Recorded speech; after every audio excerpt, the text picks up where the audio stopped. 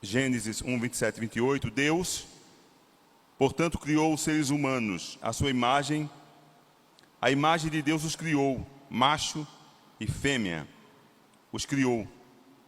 Deus os abençoou e lhe ordenou: sede fecundos, sede férteis, multiplicai-vos, povoai, sujeitai toda a terra, dominai sobre os peixes do mar, sobre as aves do céu e sobre todo animal que rasteja sobre a terra. Oremos. Senhor, neste momento santo, nós queremos colocar diante do Senhor as nossas vidas, colocar a família da irmã que o Senhor a chamou nesta manhã, chamou a irmã Anete. Ó Deus, que o Senhor abençoe a sua família, a sua filhinha, suas sobrinhas, seus sobrinhos, suas irmãs, seus irmãos, que o Espírito Santo seja a consolar a todos, ó Senhor. Nós cremos que o Senhor é Deus e o Senhor faz como o Senhor quer. Bendito seja o teu nome. Rogamos que o Senhor nos ajude a compreendermos a tua palavra nesta manhã, em nome de Jesus. Amém. Amados irmãos, vivemos em tempos desafiadores, onde muitos valores bíblicos e morais estão sendo relativizados. Um dos temas mais sensíveis e urgentes que afeta diretamente as famílias cristãs é o que se convencionou a chamar de, abre aspas, ideologia de gênero. Hoje, à luz da palavra de Deus, vamos refletir sobre esse assunto, mantendo sempre o respeito, o amor, a compaixão pelo nosso semelhante, mas a fidelidade à santa palavra de Deus. Primeiro, amados irmãos, o propósito original de Deus para o gênero humano. Qual o propósito? Gênesis 1:27 diz, nos ensina que Deus criou o homem e a mulher, dois gêneros, não três, mas dois, distintos, com papéis completamente diferentes. Com papéis completamente diferentes. Basta olhar para uma mulher e basta olhar para um homem, que nós podemos observar pela própria natureza que tem papéis diferentes. Não foi o ser humano quem definiu os sexos, foi o Criador. O gênero, à luz da Bíblia, não é uma construção social, mas é uma dádiva de Deus. Não é uma construção social, não é uma engenharia humana, mas é a dádiva de Deus. Esse princípio da aliança que Deus deu ao homem. Em Gênesis 2:24 vemos também o modelo de família. Homem e mulher se unem e se tornam-se uma só carne. Esse é o princípio da aliança do casamento instituída por Deus. O plano de Deus, em segundo lugar, para a reprodução, perpetuação da vida. Gênesis 1:28. Deus abençoa o casal e ordena: sede fecundos e multiplicai-vos. A perpetuação da espécie humana acontece naturalmente através da união entre um homem e uma mulher. Ainda que a ciência possa intervir em certos processos, a essência da reprodução humana ainda depende da complementaridade biológica do sexo, homem e mulher. Ponto final. Amados irmãos, em Levítico 18:22 e Romanos 1:24 e 28, veja que eu estou no Velho e no Novo Testamento, estamos lá. A Bíblia é clara ao descrever que as relações sexuais entre pessoas do mesmo sexo não fazem parte do plano original de Deus. Agora, se nós pegarmos a história humana e o que o homem passou pela Babilônia, passou pelo Império Médio-Persa, e principalmente a Babilônia, lá antes, Sodoma e Gomorra, depois Babilônia, porque a Babilônia é o sinônimo de que vale tudo, todo mundo tem a sua libertinagem a fazer o que quer e dar na cabeça. Nesses 4.000 anos de civilização, Deus nunca compactuou com o casamento de homem com homem, mulher com mulher. Se nós observamos que hoje a perspicuidade, não é isso? promiscuidade. Se hoje a promiscuidade, é essa palavra. Se hoje, eu vou repetir, a promiscuidade, ela é vigorosa, todavia houve isso, amados irmãos. Então, Deus fala lá no Levítico, 2.000 anos, 2.500 anos, Paulo repete aos romanos. Veja que todas as civilizações passaram, mas a palavra de Deus permanece para sempre. Agora, mais 2.000 anos, a palavra de Deus é a mesma, o pensamento de Deus é o mesmo. Não existe teologia para adequar o conceito humano. O homem tem que se adequar à teologia de Deus, o princípio de Deus, o conceito de Deus. Não é Deus adequar-se às circunstâncias humanas, mas é o homem adequar-se ao pensamento de Deus, o conceito de Deus. Então, o tempo não é o árbitro para dizer que tem que ser assim ou assado. Quem tem que dizer é aquele que nos criou, Deus, em nome de Jesus Cristo. O apóstolo Paulo, em Romanos, mostra como o afastamento de Deus leva à distorção da sexualidade humana. Não se trata de ódio ou preconceito, mas de fidelidade ao padrão estabelecido por Deus em sua palavra. Em quarto lugar, a família cristã e o desafio contemporâneo. O que é chamado de ideologia de gênero propõe que o gênero é uma escolha pessoal, independentemente do sexo biológico. Isso é o que as pessoas pensam e chamam e entendem. Contudo, nós entendemos que é pela palavra de Deus, homem e mulher. Esse conceito colide frontalmente com a cosmovisão da Bíblia bíblica, que vê o gênero como parte da criação divina. Pois cristãos têm o direito e o dever de educar os seus filhos conforme a fé que professam. E devem estar atentos ao que é ensinado nas escolas, nos meios de comunicação e até mesmo nas leis. Amados irmãos, o Estado é laico.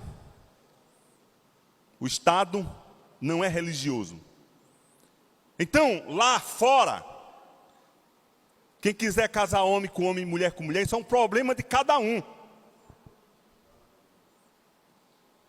Quer casar homem com homem, mulher com mulher, isso não é um problema nosso. É um problema lá, sempre houve. Levítico diz, olha, esse não é o nosso costume. Deus fala ao seu povo, não é o nosso costume, mas já era costume de outros povos. Respeitamos, mas não concordamos pela palavra de Deus. Então, isso é um costume do mundo, sempre foi. É um costume daqueles que estão fora do arraial de Deus. Foi e sempre será, enquanto aqui estivermos. Contudo, nós temos, amados irmãos, compromisso com a santa palavra de Deus. Amém? É o desafio, amados irmãos. O nosso dever é guardar a nossa família. O nosso dever é ensinar os nossos filhos. O nosso dever é instruir a nossa família. Mostrar que as pessoas fazem o que elas querem fazer.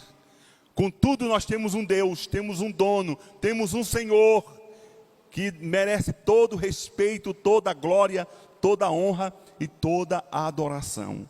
Nós não podemos, amados irmãos, desaboná-los do ponto de vista respeitoso, mas nós queremos duas coisas. Eu vou lutar sempre por duas coisas na minha vida: o direito de dizer o que eu penso, respeitando o outro. E o direito de fazer o que eu penso, estou falando dentro dos parâmetros bíblicos, respeitando os demais. É um direito nosso de dizer que nós não concordamos. É um direito nosso de dizer que é errado. É um direito nosso de dizer que é pecado. É um direito. E um dever nosso de respeitar todas as pessoas, que elas vivam conforme o que der na sua cabeça, que não nos diz respeito.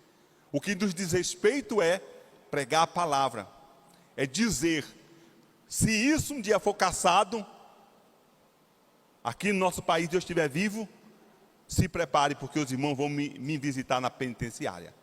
Porque o direito de falar a verdade, de pregar a palavra de Deus, sempre nós queremos esse. Brigaremos sim, como os irmãos brigaram no começo. Pedro disse: o que importa é agradar a Deus.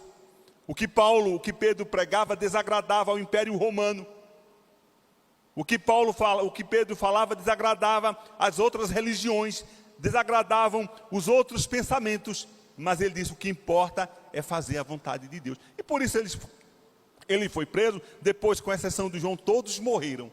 Por quê? Porque justamente o que eles falavam, o que eles pensavam e como eles pregavam, desagradavam. E nós não estamos aqui para agradar ninguém, a não ser agradar a Deus. A convivência com respeito, mas com fidelidade. A Bíblia nos ensina a amar a todos, inclusive aqueles que pensam diferente. Devemos nos postar assim, devemos nos colocar assim. Vivemos em um estado laico, onde cada um tem o direito de seguir sua consciência, inclusive nós cristãos. Se eles têm o direito de professar isso, de viver isso, nós também temos o mesmo direito de fazer o contrário, de pensar diferente, porque nós temos um padrão, e o nosso padrão não é terreno, o nosso padrão é do céu, o nosso padrão é Jesus Cristo, Filho de Deus. Como diz 1 Pedro 3,15, devemos estar prontos para defender a nossa fé com mansidão e respeito. O que não podemos é nos calar ou ceder diante da tentativa de desconstrução da verdade. O que se faz é isso. Para nós a verdade é a palavra de Deus. Para outros tantos a verdade é relativa. Para nós a verdade é Jesus. E pensamos do jeito que a Bíblia pensa, para a glória do nome do Senhor.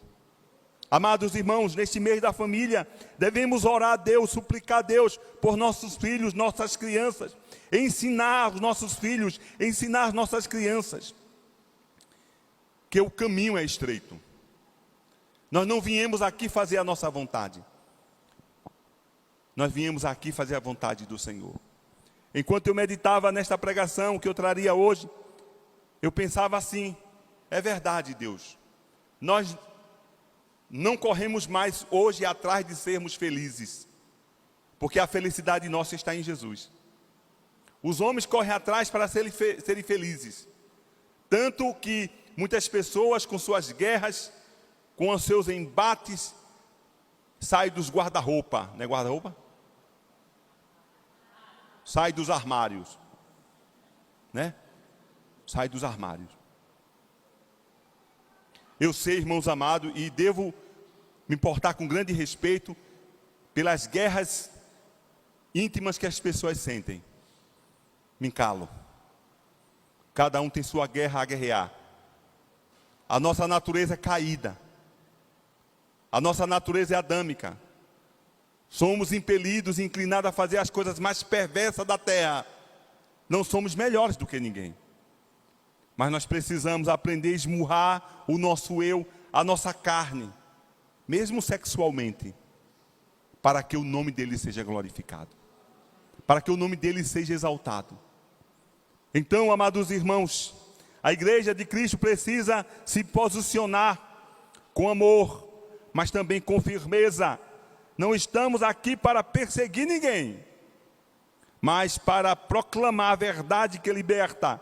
A família é uma instituição divina e o gênero humano foi criado com propósito definido. Propósito já é definido. Fazemos uma redundância. Propósito já é definido.